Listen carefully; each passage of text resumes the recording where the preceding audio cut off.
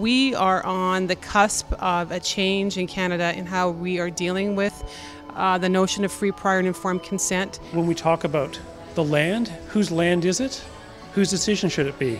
When we talk about people's society, their culture, their way of life, who's at risk? Whose decision should it be? Who has the most to lose?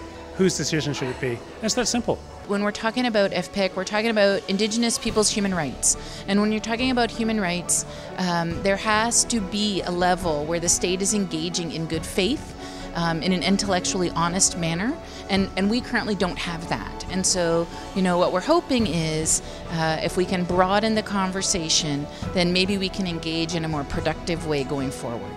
I always say this to industry and to governments. Before you build anything, build a relationship with the Indigenous peoples. A relationship that's built on trust and respect for Aboriginal rights and title. And if you start doing that, then you'll see development starting to happen, but in a long-term sustainable way. And that's not only good for Indigenous peoples, that's good for all peoples, and that's good for not only Canada, but it's good for the world.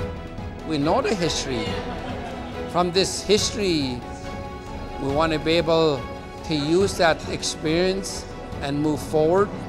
As far as the future is concerned, maybe some of the outcome will point to better ways forward in terms of the implementation of the right to free, prior and informed consent, and especially for Indigenous peoples, especially for First Nations. One of the biggest responsibilities we have is to protect the land and water. And we're stewards of the land and water, and that was some of the things given to us by the Creator as our responsibility. So we have rights, but we also have responsibilities.